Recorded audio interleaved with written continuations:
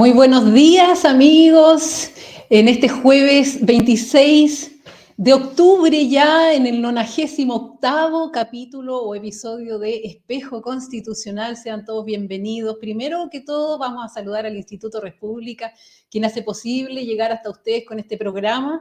También te recuerdo darle me gusta, compartir en tus redes sociales este capítulo y comentar también con el hashtag Espejo Constitucional. Búscanos en redes sociales, ahí estamos. Y por supuesto, suscríbete al canal del Instituto República. Bueno, y vamos a comenzar hoy día. Bueno, ustedes saben, me imagino que estamos esperando al profesor Luis Silva, consejero republicano, primera mayoría. Él va a entrar en unos minutitos más, apenas termine una reunión, así que vamos de inmediato a revisar la actualidad del proceso constitucional. Fíjese acá, doña Evelyn Matei anunció voto a favor de la propuesta constitucional, pero con reparos e eliminación de contribuciones y enmienda que consagra la vida de quien está por nacer. Wow, se decidió entonces Evelyn Matei por el a favor después de haber dicho que no estaba disponible su capital político para aprobar esta nueva constitución. Y veamos acá también, grave retroceso civilizatorio. La Comisión Nacional de Derechos Humanos reprocha el texto constitucional aprobado por la Comisión Mixta. Dice, el organismo criticó el contenido del borrador que deberá ser visado por el Consejo Constitucional y asimismo advirtió que ningún sector político tiene el derecho de amenazar a la ciudadanía con la clausura del debate constitucional si el texto propuesto no se aprueba en diciembre. Y seguimos adelante entonces con las informaciones. Fíjese acá, la tercera también, don José Antonio Kast y propuesta de nueva constitución, 2 puntos. El texto impide que la Agenda 2030 de la ONU ideologice a nuestros niños. El líder de Republicanos defendió la propuesta de nueva Carta Fundamental del Consejo y destacó que se consagra que son los padres quienes definen el interés superior de los niños, niñas y adolescentes. El timonel del partido, Arturo Esquella, destacó que las normas además restringen la autonomía progresiva de los menores. Y seguimos con la siguiente noticia. El Consejo aplaza la votación final del texto de nueva Constitución tras arremetida del Partido Comunista por eventual reclamo ante el árbitro del proceso. Recordemos que el proceso tiene un consejo electo por las personas, por la ciudadanía, el Consejo Constitucional, tiene también la comisión experta, donde los partidos políticos designaron ciertas personas expertas para hacer el anteproyecto en el cual trabajó el Consejo Constitucional, y también estaba esta tercera instancia del Comité Técnico de Admisibilidad, y en el último pleno que vimos, el Partido Comunista indicó que iban a ir a este Comité Técnico de Admisibilidad, pero hasta el momento no ha pasado nada. Los representantes oficialistas, dice la bajada, comentaron que una de las normas que venía en el informe de la Comisión Mixta podría vulnerar una de las 12 bases institucionales. La petición, según reconocen en privado, en la izquierda, es para dilatar el proceso y atrasar el inicio de la difusión de la propuesta elaborada por el Consejo. En paralelo, los representantes de los partidos de gobierno preparan una, comilla, cuenta pública ciudadana para oficializar la postura en contra del proceso. Y dice acá, demagogia y falacia, voces del oficialismo se oponen a favor para reformar. ¿Usted sabía, señora, señor, que hay un a favor para reformar? Bueno, en medio de la indefinición de la alianza, dice, dirigentes de los partidos de gobierno emplazan a la oposición a reformular ahora el proyecto constitucional y no tras los comicios. Asimismo, reflexionan sobre la idea de defender la constitución de Pinochet que puso sobre la mesa Pardo, de Convergencia Social. Bueno, esto fue Macaya, que habló del a favor para reformar, es decir, seguiría, a pesar del a favor, en diciembre podría seguir este tema constitucional adelante. Veamos entonces este tuit que emitió ya no se llama tuit, es X, don Iván Moreira Barros, tan cercano, constitución que se plebiscitará. Solo estoy de acuerdo en el 80%, y si la izquierda hubiese respetado la constitución de Pinochet Lagos, hubiese requerido solo modificaciones. Votaré a favor, pero una vez aprobada, impulsaré reformas en el Senado de abusos en el texto. cometidos por republicanos. Uy, esto es fuego cruzado dentro de la misma derecha. Bueno, esas son entonces algunas de las noticias que les tengo que dar. Vamos a revisar qué nos está diciendo el público. A ver. Están todos esperando al profe Silva. Yo creo que sí. Dice, seguro que van a seguir mintiendo. Wow. Qué bueno que va para contrastar sus declaraciones con la clase que dio Logan en este mismo canal hace poco.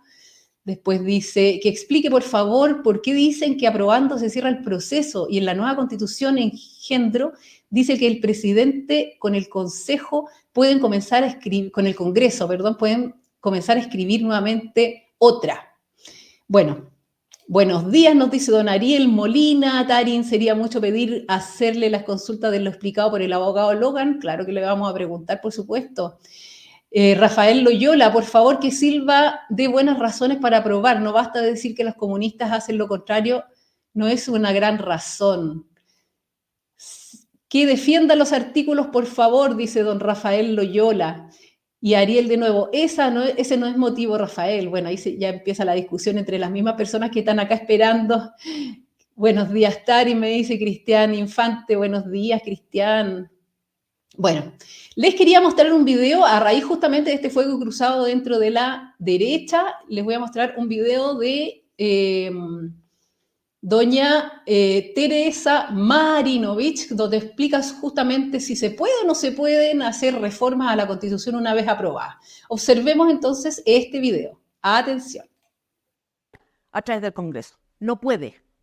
La razón es simple, no tiene los votos, ni para reformar la Constitución vigente, ni para promulgar el anteproyecto.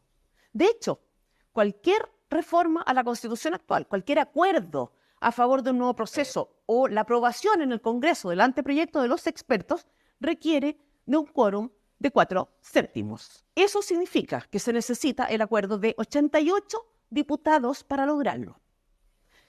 Pongan atención, se necesitan 88 diputados, pero la coalición de gobierno tiene 67 y la derecha 70.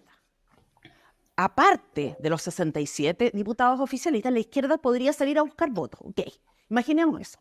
Hay 18 diputados cuyo voto se puede considerar más fluctuante o no del todo previsible. Concretamente, hay 5 DC, 4 demócratas, 3 PDG, 1 amarillo, 1 del Partido Humanista y 2 del Partido Ecologista Verde.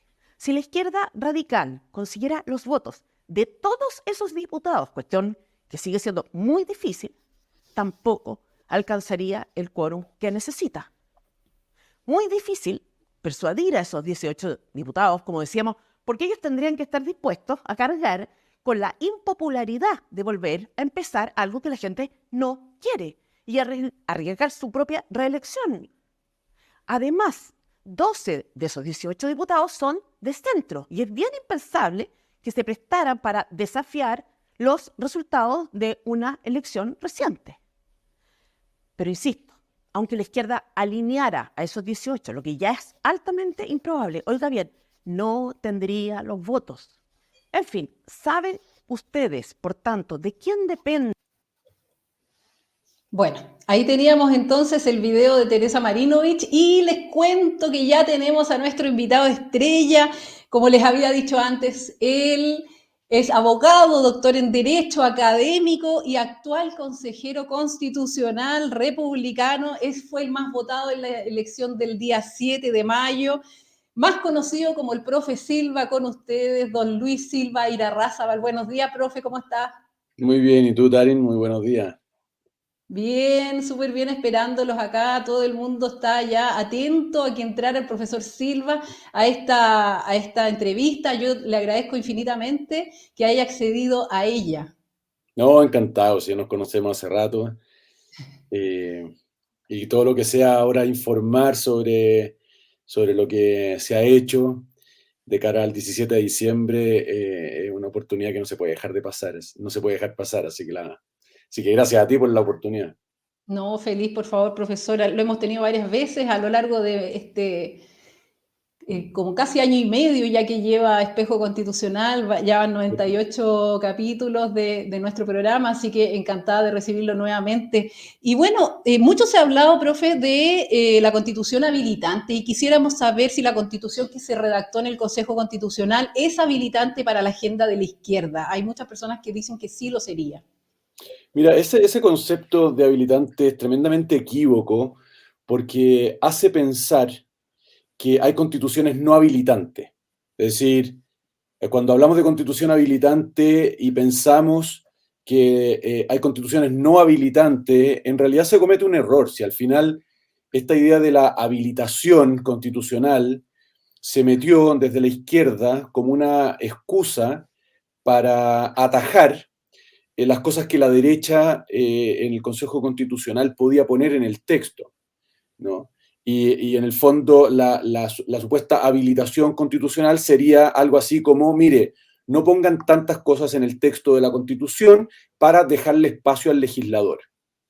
Bien, pero ese espacio que se le deja al legislador es propio de toda constitución. Todas las constituciones del mundo cuentan con que el legislador desarrolla las cosas que dice. Todas.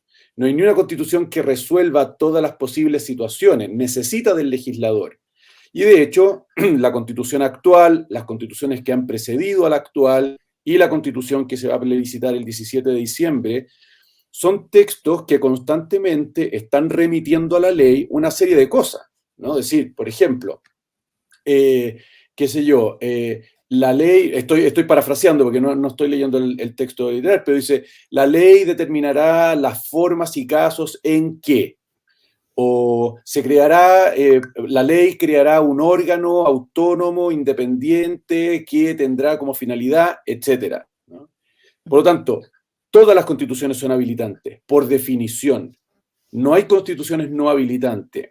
Y la discusión en Chile se ha instalado simplemente en cuánto dice la Constitución, ¿no? Cuánto espacio le deja al legislador. Y esta Constitución que se le ha hecho depende de dónde se le mire. Algunos dirán es habilitante y otros dirán no es habilitante. La discusión, desde mi punto de vista, es absolutamente estéril. Aquí lo que hay que hacer es fijarse en el texto que está quedando y decidir, ¿me parece bueno el texto para una constitución? No me parece bueno el texto para una constitución. Lo cual obviamente incluye las definiciones que entrega para el ejercicio del poder político, cómo perfila los derechos fundamentales y suma y sigue. Exactamente. A ver, le quiero mostrar un video de la entrevista que hicimos hace poquito. Nosotros el martes tuvimos a Rodrigo Logan en el programa. Entonces, este extracto causó mucho revuelo. Entonces, yo quiero, en el fondo, saber cuál es su opinión respecto a esto. Básicamente, habla de las leyes, que las leyes serían muy simples de cambiar, ¿ya? Yo además tengo el texto acá para mostrárselo después cuando usted me argumente. Atención con el video. Que limiten, regulen, complementen o restrinjan los derechos y libertades fundamentales establecidos. ¿Tú entiendes lo grave que es permitir que una ley simple, para que los que nos están escuchando, una ley simple, chiquillo, es mayoría de los asistentes? Vamos a tener un parlamento que más encima se baja. O sea, ya no son 155 en la Cámara, sino que van a ser 138. Y en el Senado se mantienen igual los 50. Entonces, imagínense que ese día se levantaron a trabajar 50 parlamentarios. Con 50, claro, con 26 de esos 50, te pueden cambiar tu derecho. Te pueden restringir, modificar tu derecho a la propiedad, derecho a la educación, derecho a las pensiones. Bueno, esa es la cuña entonces. Quería saber la opinión del profe Silva respecto de lo que dice Rodrigo Logan. Mira, lo que dice Rodrigo Logan es una obviedad del tamaño de un buque y no sé por qué lo dice como con tono dramático. Y aquí hay que entender cuál es el principio. El principio que define la Constitución es: yo, Constitución, digo cuáles son los derechos fundamentales y perfilo, ¿no?, su forma. Le doy forma a los derechos fundamentales, ¿no? La Constitución asegura a todas las personas el derecho a la vida, el derecho a la integridad física y psíquica, la libertad de asociación, la libertad de reunión, la libertad de emprendimiento, el derecho a la seguridad social, el derecho a la educación, y junto con ese enunciado hace una bajada más o menos detallada, dependiendo del texto. La propiedad está bastante detallada, la educación, por lo menos el texto que se hizo, está bastante detallada, y hay otras que son mucho más ¿cómo decir? Livianas, ¿no? Como la honra o la vida privada, son libertades que quedaron consagradas en el texto de manera más liviana, del mismo modo que están hoy día. Entonces, eso hace la Constitución. Y después lo que la Constitución procura es que todo el desarrollo, ¿no? De esas libertades que hay que precisar en cada uno de los casos que se puedan presentar, lo haga el legislador y no el presidente a través de reglamentos o la autoridad administrativa a través de los actos administrativos. Pero la Constitución reserva al legislador, que es el poder que más garantías da de que una materia tan delicada como es la de los derechos fundamentales sea hecha de manera equilibrada, razonable, respetuosa, precisamente de esa materia tan delicada a tratar. Y eso es lo que se llama reserva legal, ¿no? La Constitución le reserva al legislador exclusivamente ciertas materias que nadie más puede regular, solo él. Y eso es lo que está diciendo Rodrigo. Entonces Rodrigo como que se escandaliza de que el legislador pueda legislar sobre los derechos fundamentales, pero si precisamente en eso consiste la garantía constitucional. La Constitución hoy define los derechos fundamentales y después dice solo la ley puede limitar los derechos fundamentales. ¿Profe? ¿Perdón? Profe, yo le hago una consulta. Hoy día, ¿cómo está garantizado esto? Porque dice materias de ley, artículo 75, son materias de ley, las que limiten, regulen, complementen o restrinjan los derechos y libertades fundamentales establecidos en esta Constitución. Hoy día, en la Constitución vigente, ¿estas materias de ley son temas de ley simple o son... Hoy día la o Constitución... tienen un quórum determinado? Hoy día, de hecho, la Constitución vigente es menos explícita que el proyecto respecto de esta garantía de los derechos fundamentales. Porque lo que hay en la Constitución es en el 19, número 26, el último número del artículo 19, que es el que comprende los derechos fundamentales, enumera los derechos fundamentales protegidos por la Constitución, dice, en el fondo viene a decir que solo la ley puede limitar los derechos fundamentales. Y después hay otro artículo que complementa este, que dice que el legislador nunca puede delegar en el presidente la facultad de dictar decretos con fuerza de ley cuando cuando la materia sean derechos fundamentales. El proyecto que se hizo en el Consejo Constitucional es, en este sentido, mucho más claro, mucho más preciso, garantiza de mucho mejor manera los derechos fundamentales, porque dice explícitamente que solo el legislador puede, ¿no?, limitar los derechos fundamentales. Y con eso lo que está diciendo es que no lo puede hacer el presidente a través de los reglamentos, es que no lo puede hacer la autoridad administrativa a través de sus actos. Solo el legislador y el presidente y toda la administración del Estado, incluido, por supuesto, no son parte de la administración, incluido todo el Poder Judicial, tiene que respetar la ley que ha sido dictada conforme con la Constitución. Eso es lo que dice el proyecto que se está haciendo, que es replicar, insisto, es replicar lo que ha ocurrido con la Constitución vigente, pero explicitando mucho mejor que la Constitución define esos derechos y el legislador los despliega, y solo el legislador, esa es la garantía, porque lo que sería absurdo es pensar o esperar que la Constitución defina y desarrolle todas las hipótesis en que un derecho fundamental puede verse afectado. Eso es lo que hace el legislador, ¿no? El legislador se pone en el caso de cómo se ejerce, qué sé yo, o digamos, en qué consiste el derecho a la privacidad cuando se trata de garantizar la seguridad nacional. ¿En qué consiste la libertad de reunión cuando se trata de garantizar también la libertad ambulatoria o el orden público? El legislador va, de acuerdo a las necesidades que se van planteando, regulando todas estas hipótesis en donde los derechos fundamentales se ven involucrados y que requieren un grado de detalle que sería absurdo pedírselo a la Constitución porque la mataríamos asfixiándola. Asfixiaríamos la Constitución si se pusiera en todos los casos. Entonces, lo que hace la Constitución es garantizarle a la persona que solo el legislador, a través de la ley, puede limitar, regular un derecho fundamental. Y con lo que está diciendo ahí, no es debilitar. Al decir eso, no está debilitando la protección de los derechos fundamentales, sino que está garantizándolos frente a la amenaza que supone que un poder distinto del legislador pueda afectarlos. Ok. Profe, a ver si le entiendo bien. Hoy día, en la Constitución vigente, ¿tenemos la posibilidad, por ejemplo, de cambiar el derecho a la vida por una ley simple? Es que tú no puedes cambiar el derecho a la vida si es que la Constitución dice que se garantiza o se asegura el derecho a la vida. Y eso no lo puedes hacer con la Constitución actual y no lo puedes hacer con el proyecto que se está haciendo. Es decir, ninguna ley puede modificar lo que dice la Constitución. Lo único que puede modificar lo que dice la Constitución es una reforma constitucional. Y para eso hay un quórum especial. Por supuesto que se puede reformar la Constitución, pero para eso se requiere un quórum especial que son más altos, son más exigentes. Claro.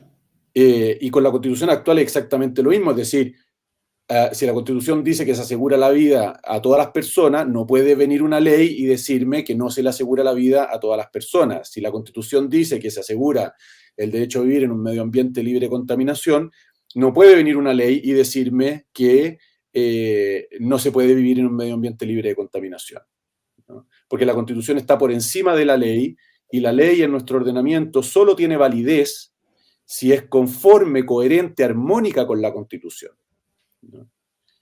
Y eso es lo que estamos, o lo que quedó también establecido en el proyecto que debiera aprobarse este lunes y plebiscitarse el 17 de diciembre.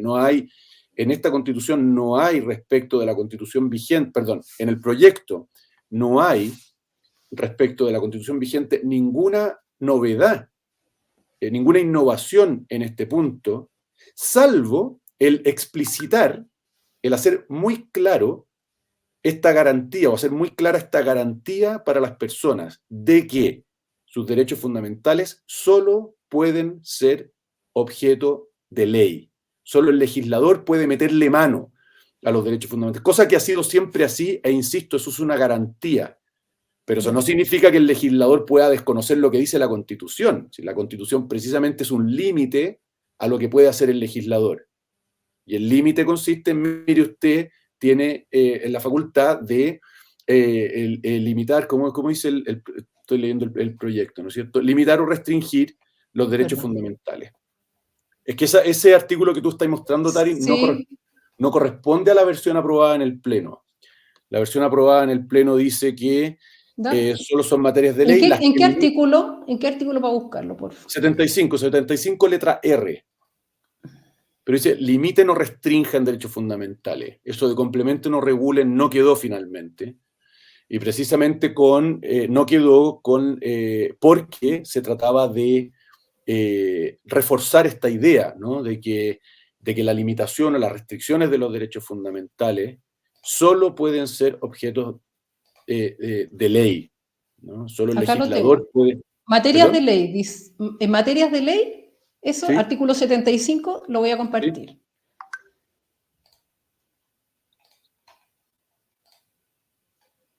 Deme un segundito porque estoy haciendo...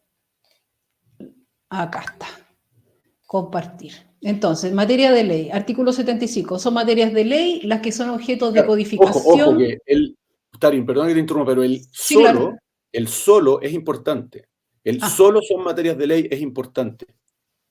Porque ahí se está diciendo que solo el legislador puede tratar las materias que a continuación se enumeran. Si dijera son materias de ley, podría interpretarse que también otros poderes podrían tratarlas, ¿no? No hay una exclusividad. Por eso se llama de reserva legal, ¿no? Porque reserva al legislador, a la ley, las materias que enumera.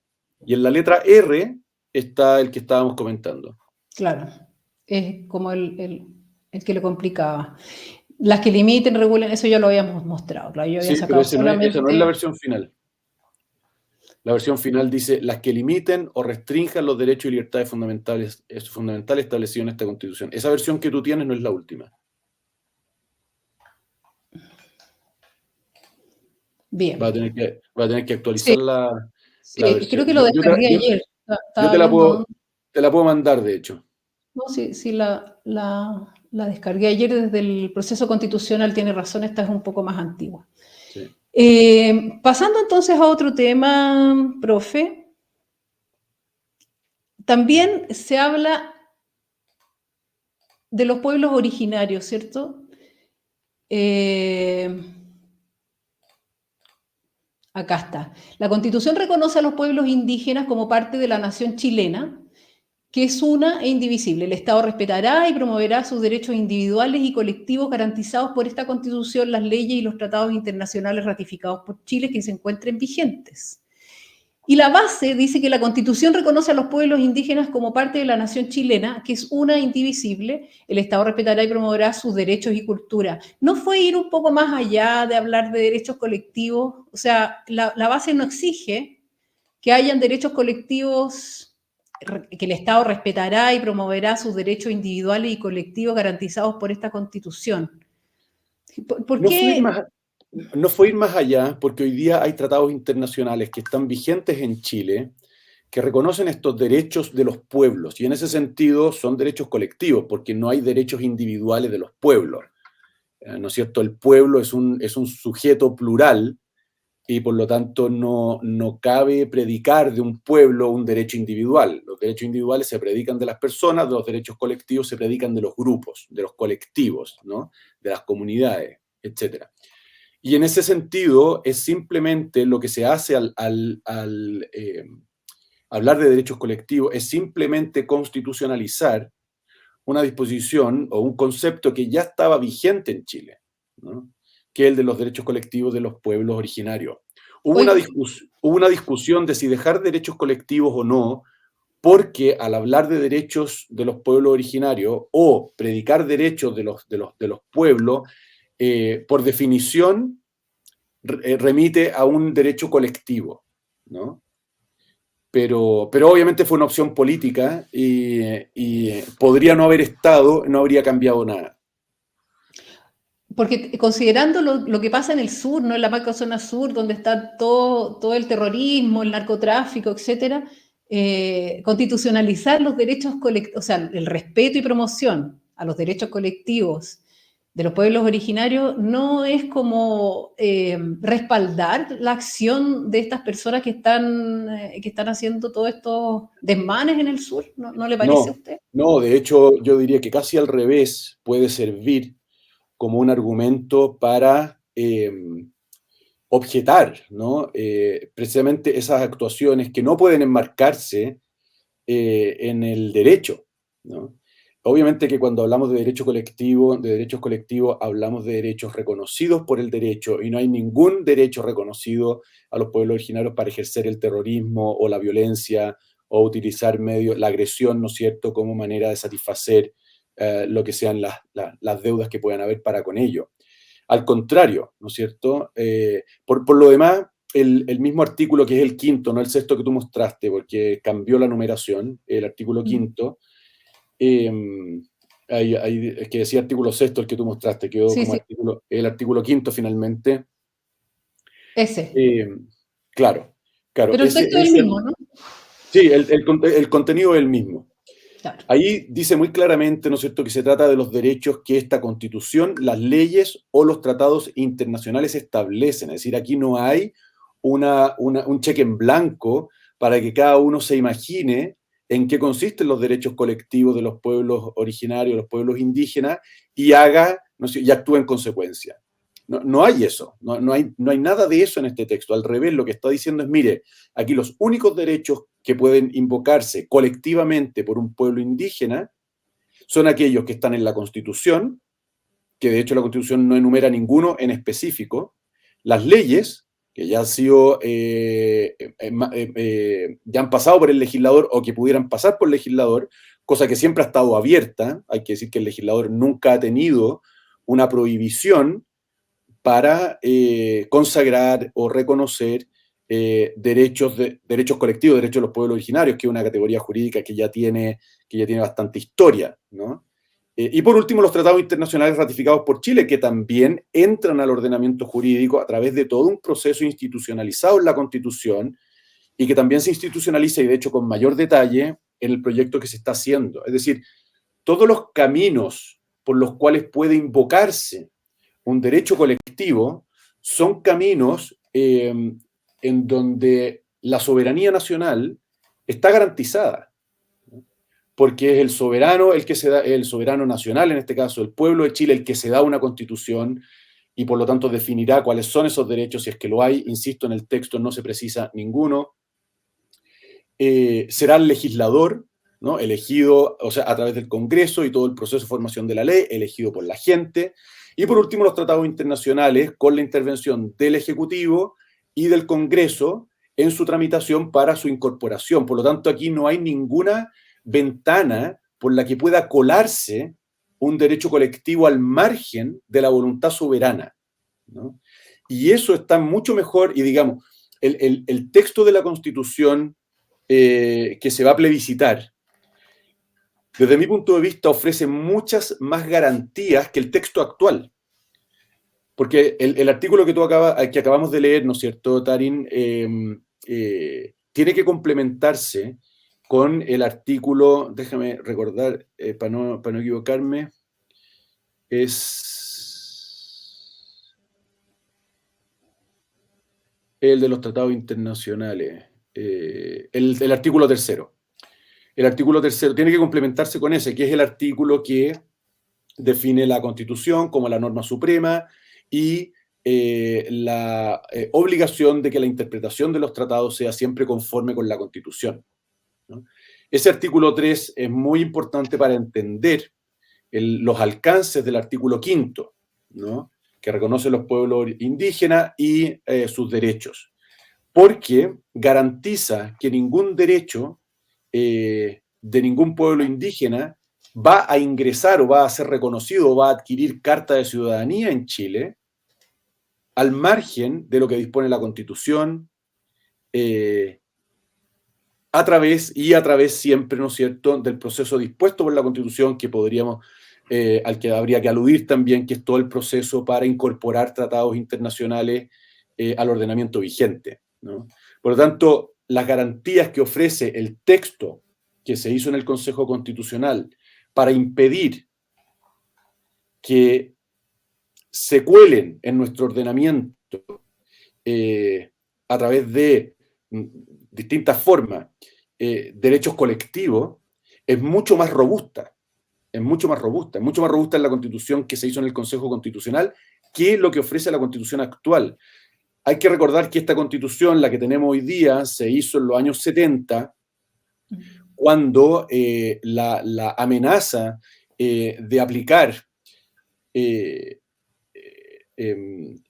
¿cómo decirlo? Que no quiero hablar de derecho porque estoy pensando en el soft law, todo este conjunto, sí, ¿no es cierto?, de opiniones al final, prácticamente no existía, ¿no? Prácticamente no existía. Y por lo tanto no se preparó, el texto de la Constitución vigente no está bien preparado para hacer frente a esta marea de contenido internacional que busca por distintos caminos colarse en el ordenamiento soberano, en el ordenamiento jurídico de una nación, en este caso de Chile.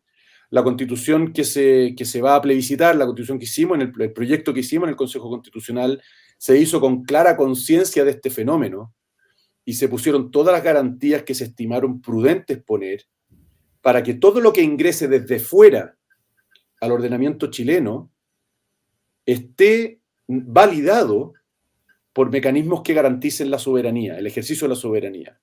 La Constitución como norma suprema, todo el procedimiento constitucional para incorporar tratados internacionales en la legislación vigente, la proscripción, ¿no?, del soft law explícitamente como un contenido vinculante para nuestros tribunales, etc., ¿no? Sí. Eso sale acá en el soft law, que es lo que más nos ha traído problema al parecer.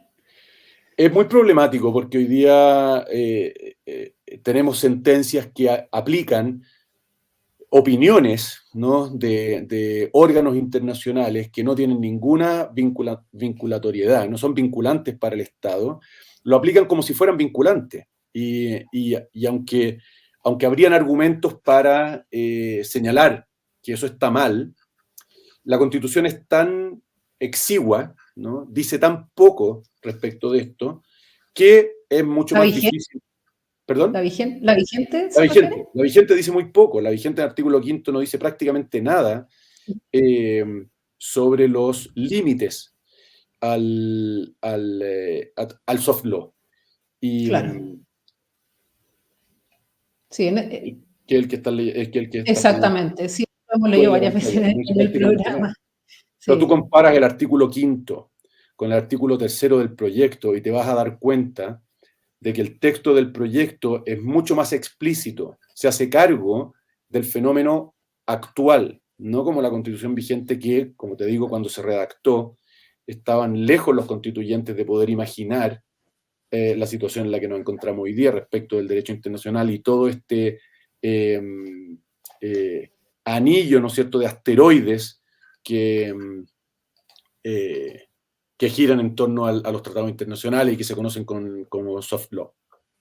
Muy bien, profesor, y lo último que le quiero preguntar es sobre el capítulo de medio ambiente, sustentabilidad y desarrollo. Dice en el artículo 213, el Estado implementará medidas de mitigación y adaptación de manera oportuna, racional y justa ante los efectos del cambio climático.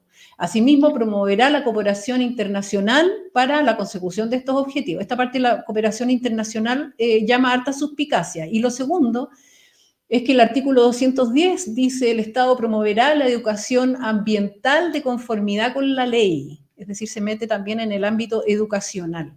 Uno de los objetivos de desarrollo sustentable de la Agenda 2030 justamente habla del cambio climático y en general de este tema de la protección del medio ambiente. ¿Qué le diría a las personas que tienen aprensiones respecto de esta norma? Que no hay ninguna razón para tener aprensión y que de hecho creo que esta norma es un adelanto respecto de la situación actual. Porque actualmente la Constitución no dice absolutamente nada sobre la materia, con lo cual el ámbito para que el poder político actúe sin ninguna suerte de control o parámetro de referencia que le permita a la ciudadanía decir, oye, este sujeto político, sea el Congreso, sea el Ejecutivo, sean los tribunales, están yendo mucho más lejos de lo que deberían, ¿no? El texto del proyecto, en cambio, fija un marco que impide que el poder vaya más allá.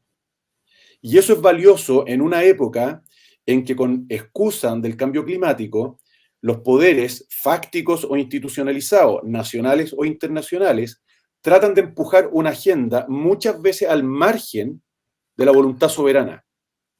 En cambio, aquí tenemos una norma que dice dos cosas. Una, fija condiciones para la actuación del Estado al alero del cambio climático. Y son tres, ¿no es cierto? Justa, racional y oportuna. Esas tres condiciones son súper importantes, son adjetivos, ¿no es cierto? Ahí está, oportuna, racional y justa. Esos tres adjetivos son súper importantes y particularmente el del medio, racional, que se añadió a la redacción original de este artículo que no lo contemplaba, ¿no? Estos tres adjetivos son condiciones para que el Estado pueda tomar medidas. Y eso tiene que leerse muy positivamente, es decir, ponerle condiciones al Estado para que cuando decida tomar una medida en nombre del cambio climático, no pueda ir más allá, ¿no? Y lo segundo es lo de la cooperación internacional. Yo entiendo que pueda generar suspicacia en más de alguna persona, pero en realidad esto no es más que explicitar lo que ya ocurre en muchos otros ámbitos.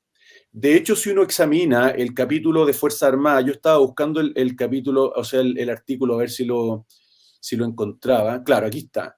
El artículo 115 del proyecto, en el número 2, cuando habla de las Fuerzas Armadas, dice que estas, ¿no?, las Fuerzas Armadas colaboran en situaciones de emergencia y de catástrofes nacionales, en el resguardo de las fronteras del país y en la cooperación internacional en operaciones de paz, ¿no?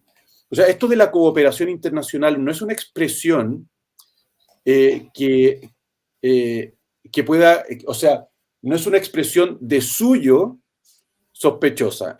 Bueno, ahí tú tenías 116. El número 2, que hoy día el 115, todo se corrió un artículo para arriba. El número Entonces, 2 habla de ahí. ese. Ahí habla Además, colaboran en situaciones de emergencia y catástrofes nacionales, en tareas de seguridad e intereses territoriales, en situaciones de protección civil, en contribución al desarrollo nacional, en la cooperación internacional, en operaciones de paz, según el derecho internacional, y en apoyo a la política exterior del Estado en conformidad con la Constitución y la ley. Exacto. Y eso te muestra que el concepto de cooperación internacional simplemente explicita una realidad de la que participamos hace mucho tiempo, ¿no? O sea, las operaciones de paz en que ha participado el ejército chileno son un ejemplo de esta cooperación internacional, ¿no? Y ahora se explicita en materia medioambiental en el entendido de que el clima no reconoce frontera, ¿no? Es decir, al clima le da lo mismo dónde está la frontera que nos separa de Argentina, dónde está la frontera que nos separa de Perú, o dónde está la frontera que nos separa de Bolivia, ¿no? Y de hecho el clima es vamos a decirlo, no sé si está bien dicha la palabra, pero es un sistema, ¿no? Está todo, Relacionado, ¿no? todo relacionado, por eso, todo relacionado. Entonces es súper razonable que exista una cooperación internacional para tomar medidas que tengan que ver con todos los efectos del cambio, ¿no? Y por eso no debe ponernos nerviosos. Aquí también es importante, Tarin, yo lamentablemente voy a tener que dejarte dentro de nada, pero es importante recordar que la Constitución es un texto. Un texto que solo funciona en la medida en que los destinatarios del texto lo apliquemos, lo respetemos, ¿no? Si no hay voluntad de respetar un texto, si no hay voluntad de ser leal con las palabras y las intenciones que están detrás de esas palabras, no hay constitución que resista. Y por lo tanto, juzgar la constitución vigente o el proyecto de constitución como si fuera una máquina que tiene un movimiento por sí misma, que tiene una eficacia, diríamos, casi mágica, nos va a llevar a malos entendidos, ¿no? Cooperación internacional, por seguir con el ejemplo, es una expresión que puede ser muy bien interpretada, puede ser tremendamente virtuosa y obviamente puede también servir para ser lecera, ¿no? Sí. Y lo mismo, ¿no? O sea, y eso vale para prácticamente todas las disposiciones de la Constitución, ¿no? Entonces esto es importante decirlo porque creer que la Constitución tiene una eficacia independiente de la que le den quienes están llamados a darle vida, va a llevarnos a juicios erróneos al final. Profe, tengo la última pregunta antes que se nos vaya. Ya. Yo sé que tiene que hacer ahora. Sí. Reconociendo, por supuesto, que el Partido Republicano ha hecho un trabajo impecable en el Consejo Constitucional, se ha visto todo muy tranquilo, un poco Chile ha vuelto a ser, digamos, tradicional, ¿no? Es un gusto ver el desempeño en el Consejo. Yo quería saber, hablando del Estado social y considerando que las derechas en general tendemos a querer menos Estado, ¿por qué Estado social? Independiente que esté en la base, ¿no? ¿Por qué el republicano está llamando a aprobar con un Estado social y democrático de derecho? Porque junto con esa definición del Estado como social y democrático de derecho, se robustecen las libertades, se robustecen de un modo en que no lo están en la Constitución vigente, ¿no? Y por lo tanto hay un desarrollo de esta idea del Estado social y democrático de derecho, que hay que decir que es eso, una idea, ¿no? No es una realidad en el sentido tangible, ¿no? Es un concepto. El Estado social y democrático de derecho es un concepto. Y lo que signifique políticamente va a depender de un montón de otras disposiciones constitucionales y después va a depender de lo que hagan los poderes políticos que le den vida a esta Constitución, ¿no? Por lo tanto, de nuevo, creer que la sola expresión Estado social y democrático de derecho va a significar algo para tu vida cotidiana, como si las palabras fueran mágicas y tuvieran un efecto independiente, completamente independiente de la voluntad de las personas que la van a aplicar, es equivocarse al juzgar un texto normativo, es equivocarse, ¿no?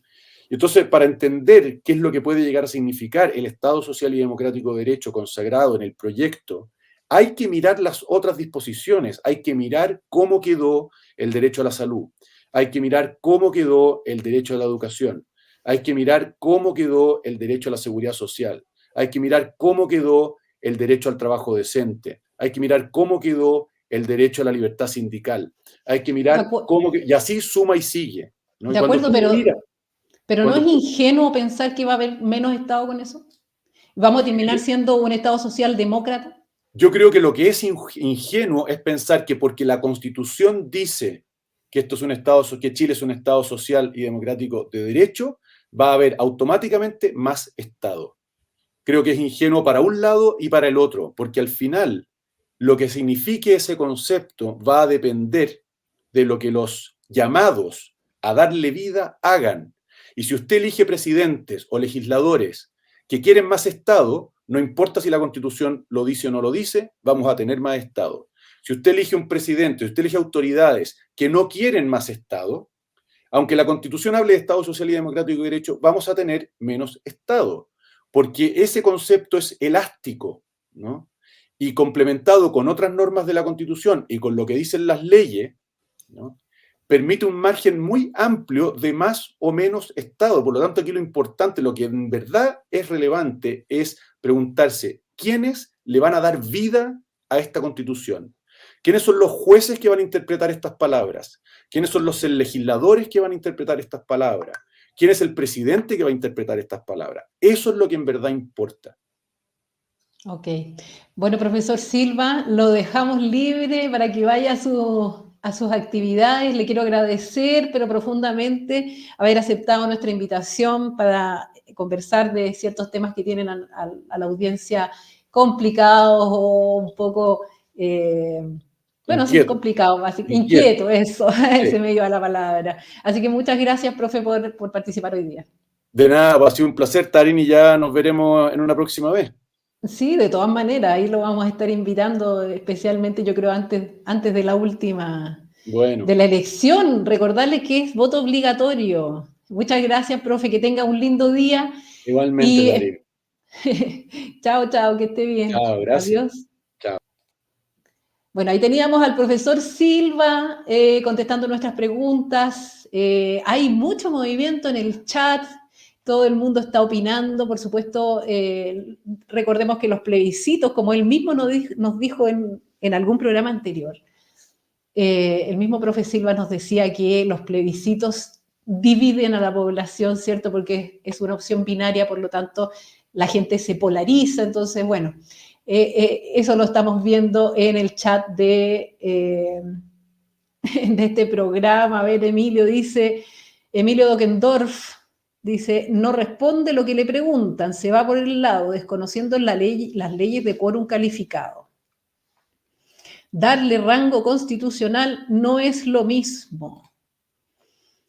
En contra, hasta el agua la maneja el Estado. Bueno, así tengo muchos chats, les agradezco montones su participación en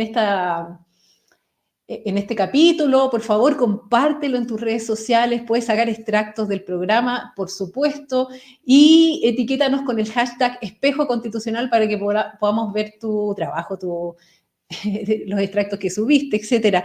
Y bueno, finalmente agradecer este 98º programa de Espejo Constitucional, donde estuvimos con el profesor Luis Silva. Recordemos que fue mayoría nacional en la elección del 7 de mayo pasado. Así que agradecerle a él también, como ya lo hicimos en vivo. Te recuerdo, dar me gusta, suscríbete a este canal, comparte en redes sociales para que nos ayudes a llegar a más personas. Y bueno, nos vemos el próximo martes, que te cuento que vamos a estar con Michelle Labé, la economista Michelle Labé, para hablar de cuánto costaría este Estado social en términos económicos. Ella es una destacada economista nacional. Así que te espero el próximo martes a las 9 de la mañana, como siempre. Esto ha sido todo por hoy. Que tengan un lindo jueves, inicio de fin de semana largo, jueves con olor a viernes. Que tengan lindo día. Chao, chao.